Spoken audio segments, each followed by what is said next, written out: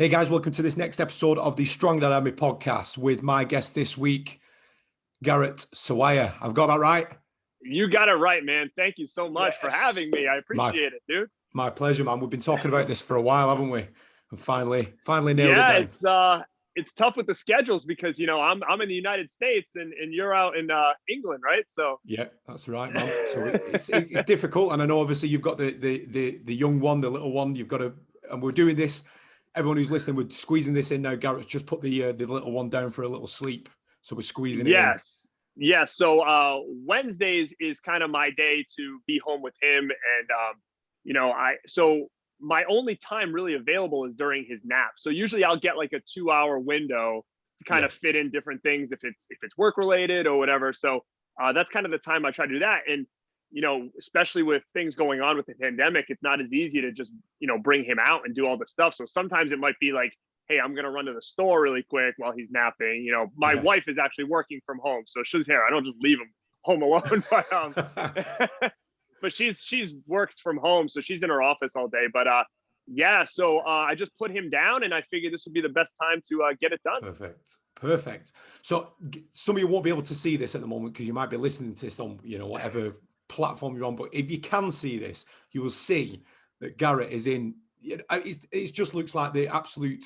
I don't know how to describe it, man. It looks like my dream man cave, as we call it over here. It's just, but we can talk about that in a short while because, I mean, if it's all right with you, man, I'd love to hear a little bit about, what life was like growing up, where you're from. Tell us a bit about where you're from, your childhood, and then, we can go from there, man.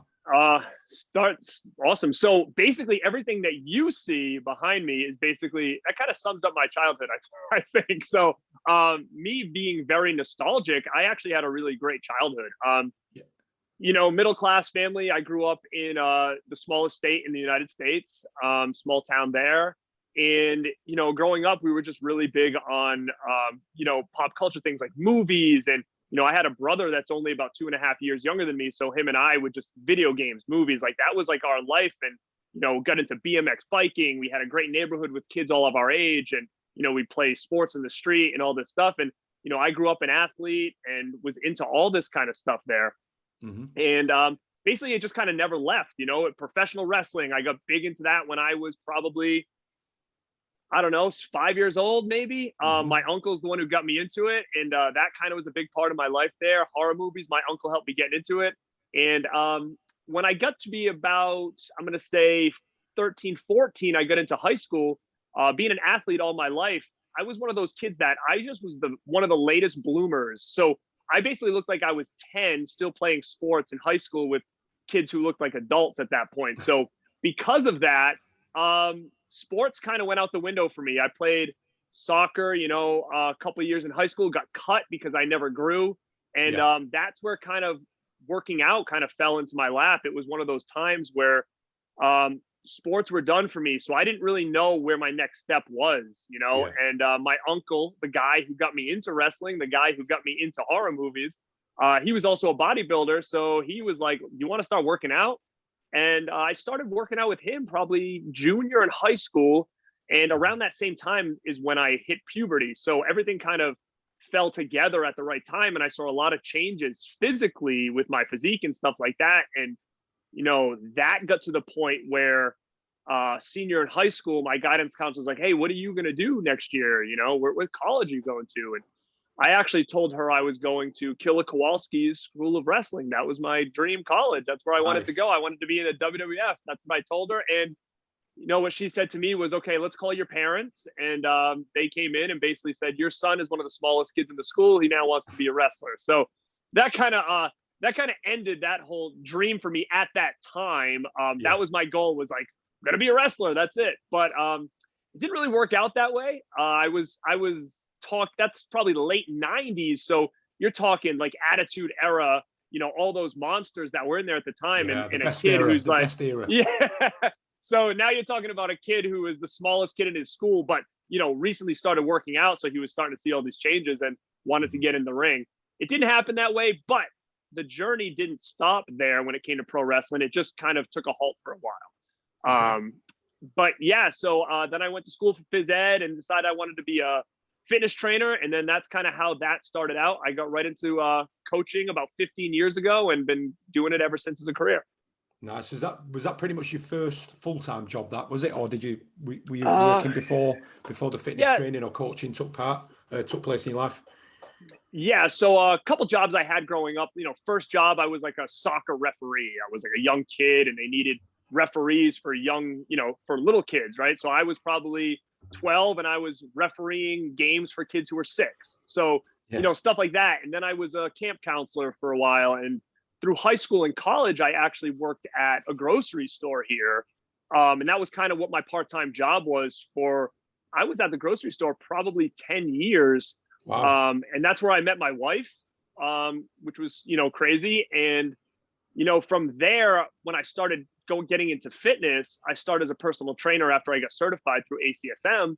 And I stuck around at the part-time at the grocery store, during those I'm going to say that first year of probably getting into the fitness industry, just to, for insurance purposes and stuff like that. But, after the first year in the fitness industry, I was all in, and I've been good since then. Nice. So have you, with working in the fitness industry, have you ever ran your own gym? Do you run your own gym, excuse me, now, or have you always sort of worked in other gyms or coached as part of other coaching teams? How's that been for Yes. you? So never actually owned my own gym. So how it kind of started for me was I was hired as a personal trainer for like a big corporate fitness company here in the States. And I was just one of their new trainers, kind of learning the ropes. And in that time, as a trainer for that company, you were asked to also be a Group X instructor. So you were then told, like, hey, part of your job criteria or requirement is, you've got to teach these group classes in our group exercise studio and all that stuff. And at the time, being in my early 20s, I was kind of almost put off. I was like, oh, what did I get myself into? Because, I love to lift weights and get big and strong. And they're telling me I have to be Richard Simmons as well, in a group fitness aspect. And I was kind of like, oh no, how is this going to work? And honestly, man, I think if it wasn't for them pushing me to do that, I don't think I would still be in this industry now. So it's very strange, because when I got into the fitness world and realized that, hey, ACSM taught me this. I love to work out. I know this. But in order to get clients, you really had to know how to sell either yourself or the product that you were offering. So, that was a little bit of a bump at first. Was like, oh, wow, like I didn't really realize how much selling was involved here. Yeah. But getting into that Group X room, and all of a sudden now it's like, hey, you've got to teach strength and conditioning, they called it at the time. And it was, 20 to 30 people in a classroom, and we all were using weights, and it was, it was pretty good for what it was, but like at the highest weight we were able to use was like 15s, like as far as dumbbells. We had barbells that had like, you could stack the weights on them, and you could make it challenging enough. But I really thrived in that area that I thought that I was going to be kind of the end of my fitness career. Like I was like, there's no way I'm going to be able to do this group exercise thing. And you know what? Mindset just shifted, because to me, I was kind of like, hey, that wrestler that you wanted to become, well, this is your stage now. So if you want to make this work and you want this to be your career in fitness, like you've just got to keep pushing forward with it. And man, I loved the Group X thing. It was one of those things, like I was just that character on stage there, and my classes just started filling up. And that's how I gained a lot of my clientele for one-on-one personal training. Was people saw what I was doing in that class, and they were like, oh my God, he's so positive, high energy. He's showing us things we never knew before. And, this is awesome. But what could I get from him if I did one-on-one? And we could actually push the limits and not just use, 5, 10s and 15-pound dumbbells to do it. So that's how I was able to kind of build my business right away, was utilizing the Group X as almost like my funnel system into getting people to kind of trust me as a coach. And from there, that's how I got my business started in that corporate fitness world. I started moving up in that company into management positions, where I would actually oversee the training department and all the trainers, and teaching them how to be successful and all that stuff. And then what happened with that company was, then I was asked to open up a facility in my state. So the first facility in my state, they said, hey, do you want to open this up and be the fitness manager here? So Was it my own facility? No. Was I running the show basically with another manager in a brand new facility in a brand new market? Yes. I was overseeing a team of trainers and, making them ready for opening day and creating a successful business there, which I did for about 8 years. And then a buddy of mine who had a small personal training studio who was super successful, he ended up coming to me and being like, hey, I'm looking to expand. I want to add more like group fitness stuff. I want to do more like team training and stuff like that. So I'm looking at a bigger facility. Do you want to come in and help me do that? So it's his facility, but him and I walked into an empty building on day one and built, a successful fitness, like strength and conditioning performance center from the ground up in the last 5 years. And that's where I am currently now, is training out of that facility still, where we have other coaches and stuff now too. So it's it's been great. So it's just kind of been growing. Like I started one place and I learned things and just kind of grew from there. Yeah, nice. And one thing I noticed, I mean, am I right in thinking you're CPPS certified? I am. Yep. Yeah. So I am CPPS certified. Yep. Yeah, which I am as well. That's part of the sort of kind of where I say met. We've never met, well, but you know what I mean. I was actually going to ask you that. I was going to ask you, how did we meet? Do you remember that? I do remember that, man. You were in the top 16 of the Joe DeFranco's Strong Bastard 911 program competition, the contest. You are good, my friend. I remembered, but I was like, I don't know if he's going to even remember how we kind of met. And that's so funny. And again, that's why I appreciate this, and that's why you appreciate this, because I'm very nostalgic. I don't forget things, man. Everything's stuck right up here. Yeah, my wife. I mean, I've got a pretty good memory, but my wife would probably disagree. I agree with you. My wife would disagree as well. I think it's specific things, right? It's specific absolutely. Things. The things that are interesting to us. But you were the winner, though. You were the winner. Yeah, man, I was. Of the Joe DeFranco Strong Bastard. That's nearly 5 years ago. That's coming up for 5 years ago. That's crazy. So anyway, one thing I noticed from your content, particularly on your training page, is that you show your followers a lot of like exercises to not only just work out in general, but a lot of your focus seems to be on moving better. So you'll get whether it's like a lot of exercises for improving your posture, improving maybe lower back pain or lower back stiffness, tightness, and things like that. Which I love all that kind of stuff myself. But I just wonder if you'd talk about that maybe just for a couple of minutes, just that, is that kind of content that you post because you find that it's really helpful for your clients and things like that, or is it just something that you do personally? I actually started doing stuff like that for multiple reasons. Being in the industry for so long, and primarily I work with general population. I've worked with college athletes and we've done high school athletes and stuff like that. But most of my career has been with the general population, which, I personally enjoy the most, because to take somebody who, doesn't really think that they can become something, doesn't really think that, hey, fitness is something for them. And then all of a sudden when they get into it and they have that mindset shift and they're like, wow, like I'm really into this fitness thing and I'm really consistent with it, I'm really addicted to it. That brings a lot more joy to me than the other side of it. But with that being said, I've seen, and I do see a lot of people that come in, either first and foremost, they come in with a goal in mind, or they want to start a journey, but they feel like they're very broken. So they're kind of talking themselves out of it. Like, here's what I want, but here's why I don't think I can attain it. And a lot of times it has to do with, because I have bad knees, or I have bad back, or I have a bad shoulder, I have this. And even people who have been training a long time, a lot of their things that they talk about is, this hurts this hurts that. And again, CPPS certified. I'm also PPSC certified, which is through John Russin, which is a pain-free performance specialist.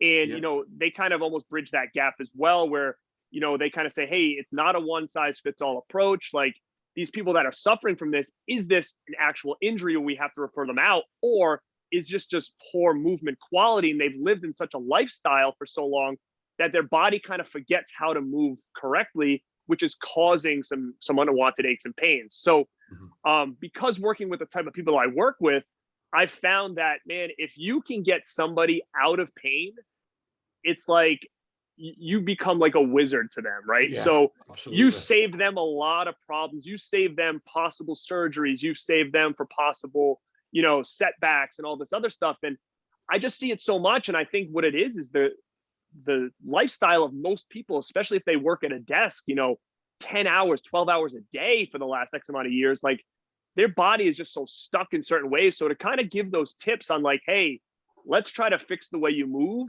to make you feel better, like on social media and stuff like that. Yeah. Like I just think not only does it help my clients from the outside looking in and being like, oh, you know what, I'll add this to my week, and then it helps other people that might be suffering from the same thing where they believe that they're broken without any real diagnosis of it. Mm-hmm. So that's kind of why I dedicate some of my content towards that, because I just find that for the clientele that I trained, that it's very, very common things that we see.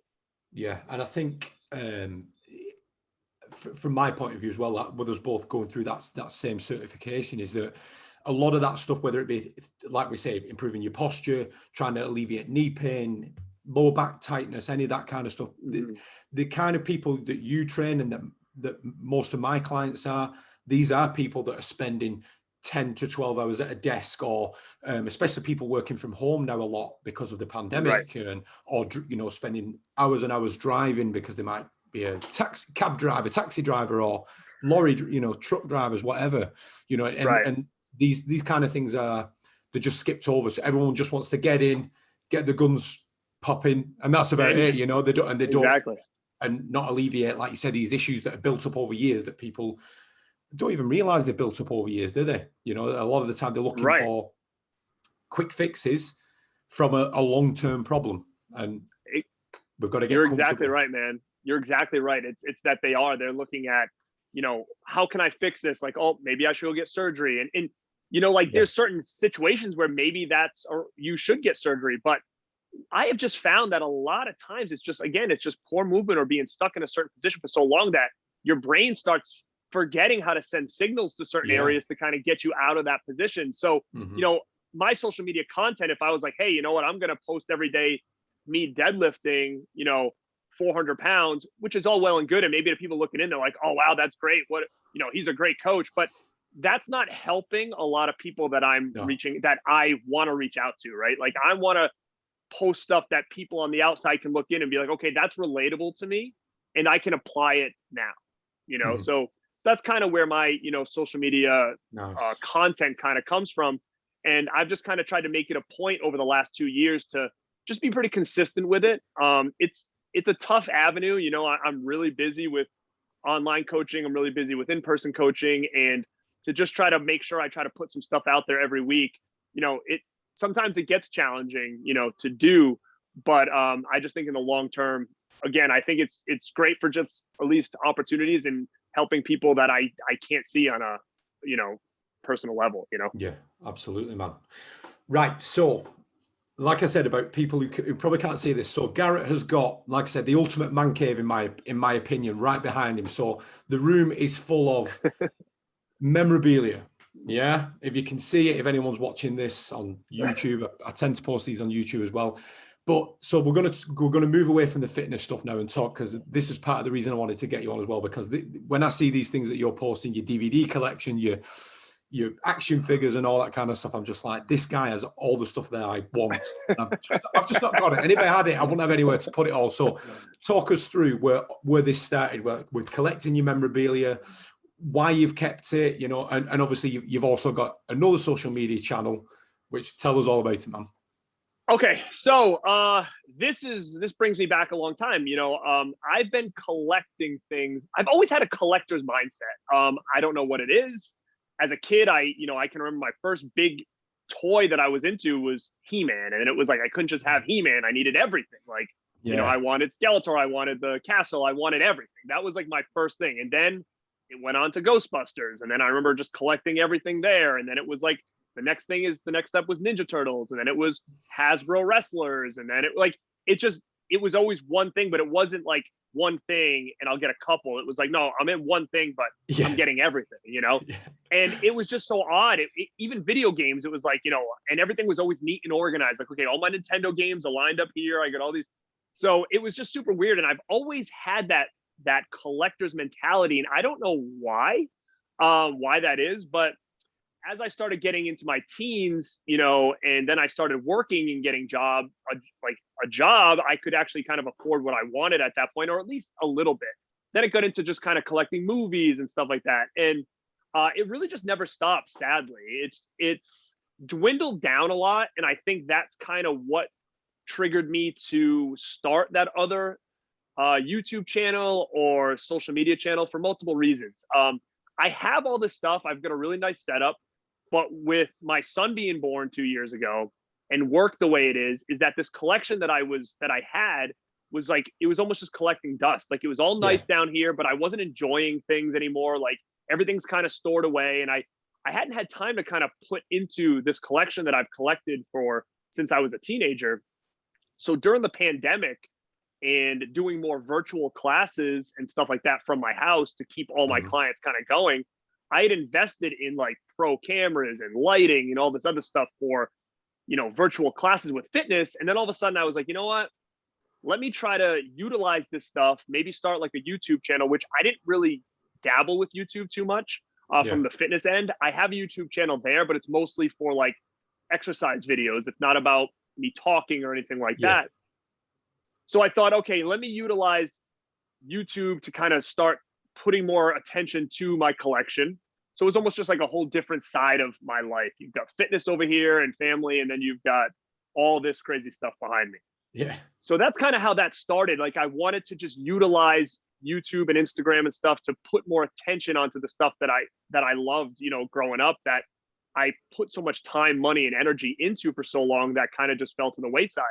And with my son now being born, I'm kind of like, well, you know what? When he gets a little bit older, like, a lot of this stuff, hopefully he'll get into as well. And maybe he can be on the YouTube show with me and all this other stuff. So it's almost like a snowball effect right now. Yeah. And also, if I can get really good on camera talking about this kind of stuff, then, when opportunities like this, or, I've done media and stuff before for fitness, I'll just feel a lot better on camera and a lot better just talking kind of on a whim.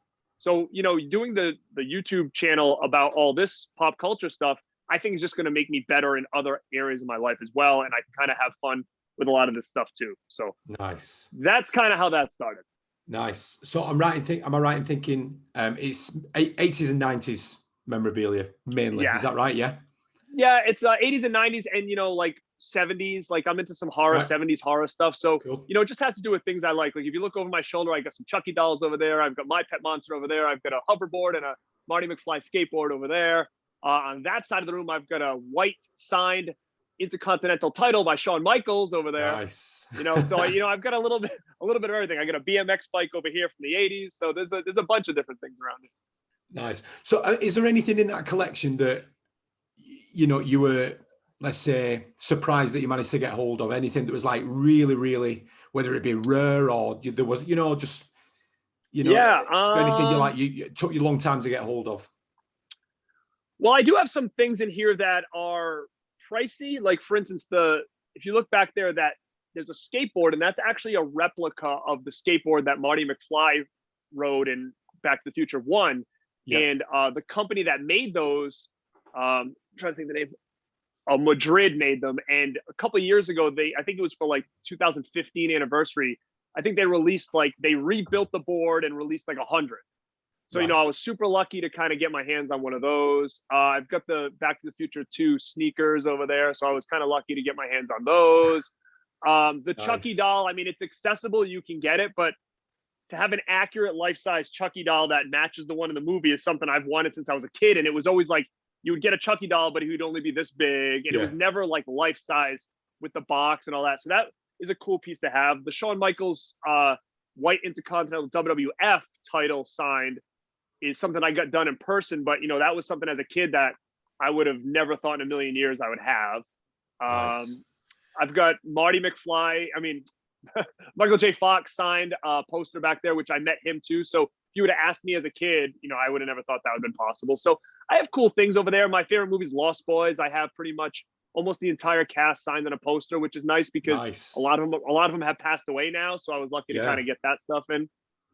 So yeah, I mean, I think if I thought long and hard about it, I could find more stuff. But those are the big ticket items, I would say, for me right now. Nice, nice. And I'm actually looking at the posters you've got now, and I can see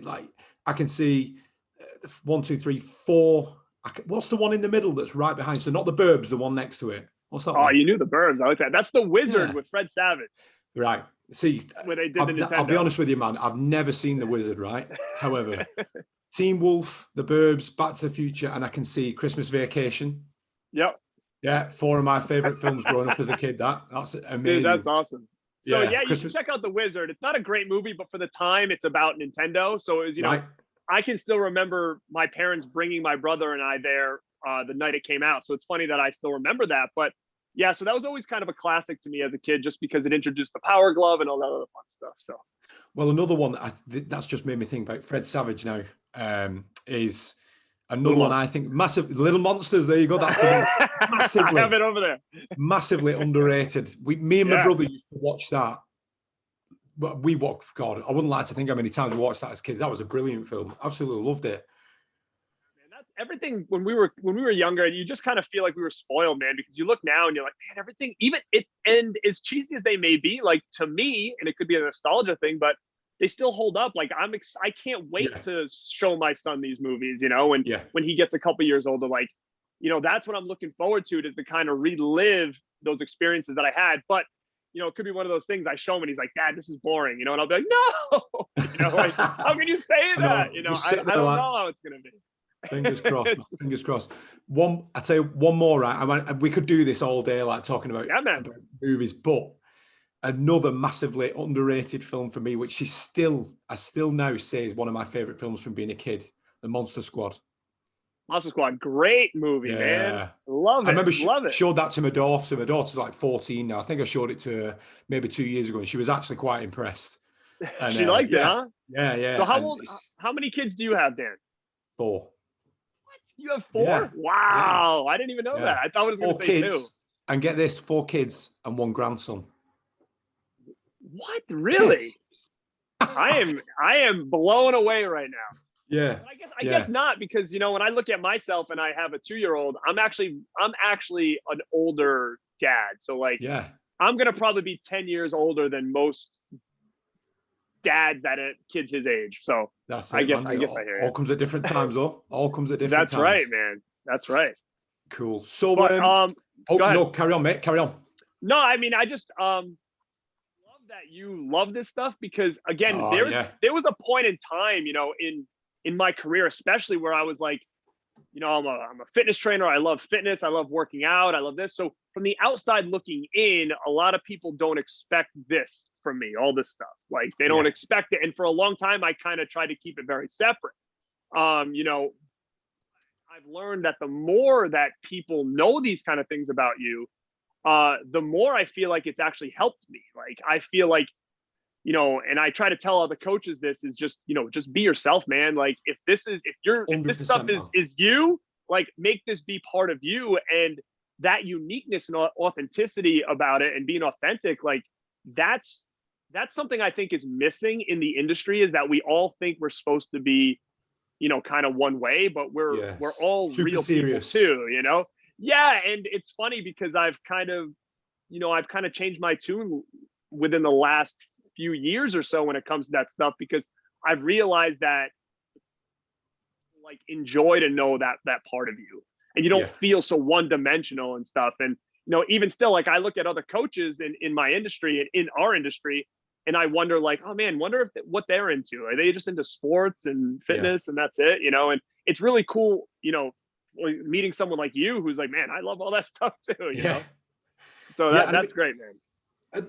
And one side of me, if you like, is I'm quite I'm not a collector, but I love to read comic books, particularly DC comic books. Okay, but this has actually only come later in life. I wasn't a comic book reader as a kid. I'd probably say 10 to 12 years ago. So no, I don't like I said, I still don't collect them. I'm not into like issues of particular, particular runs of particular authors or comic books in particular. I just like to read DC comics. So every Christmas, my wife will get me some.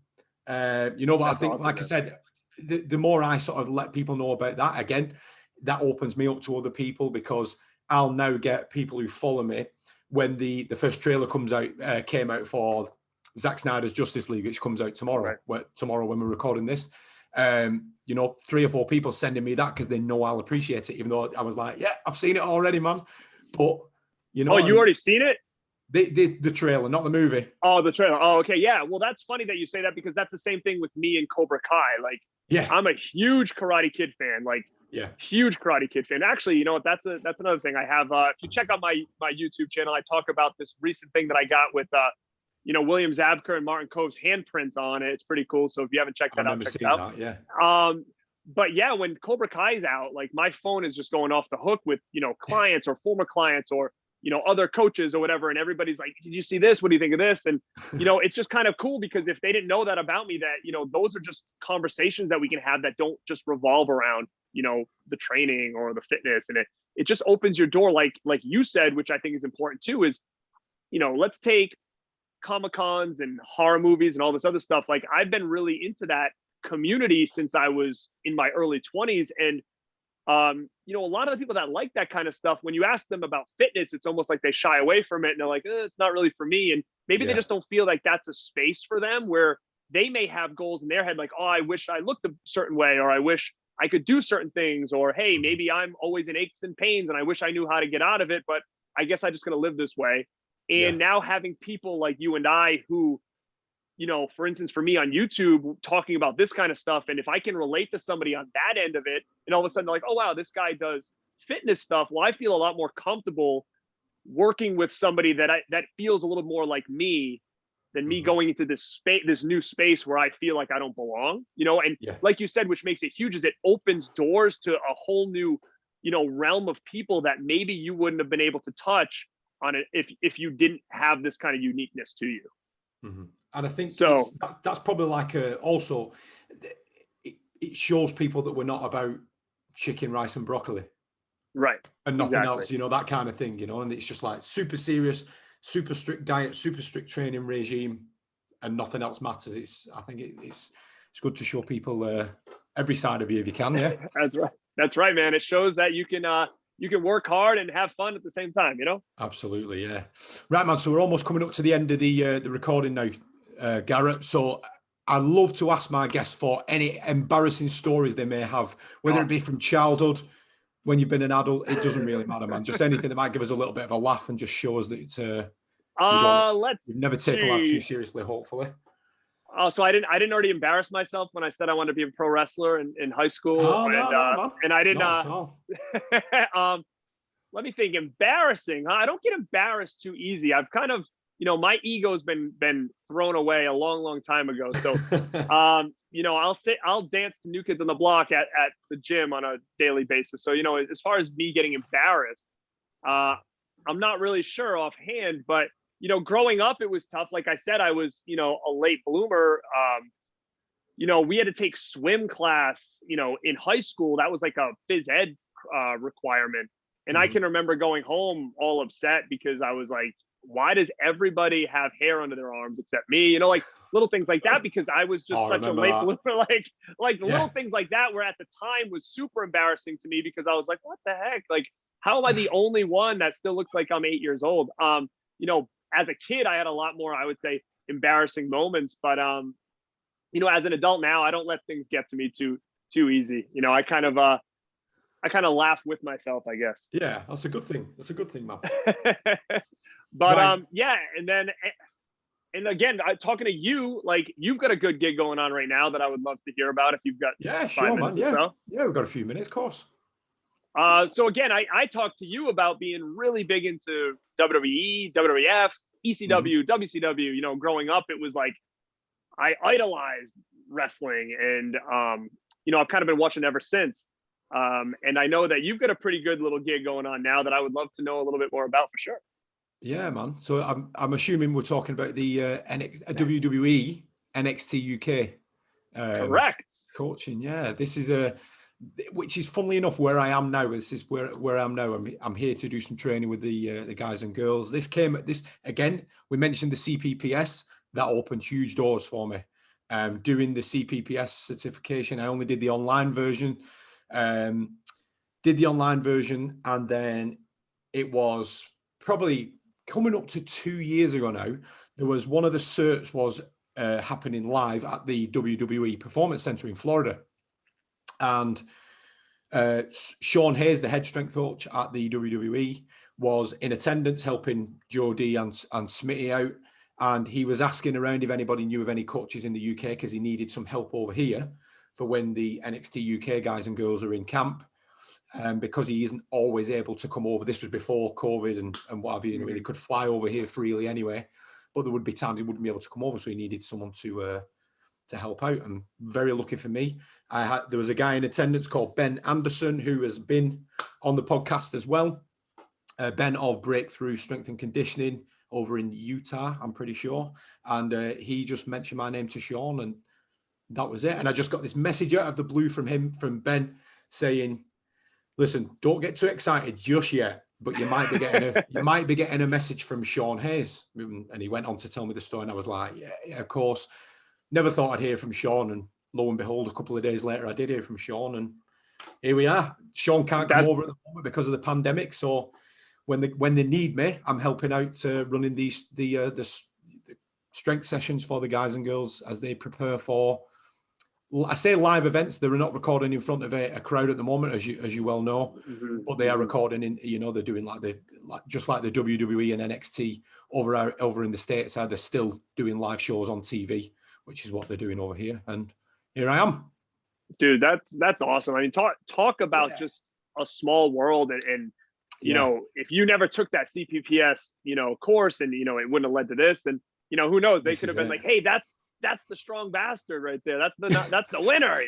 That may have helped. You know what I mean? That may have helped. They may have been like, he knows. Yeah. Well, I think funnily enough, for sure. Some of the like there was a prize for winning it. There was some goodies, a DeFranco's training bag, which I've actually got here in my hotel room with me still. And there was some money. I think it was about $2,000 or something. And I used that to pay for the CPPS.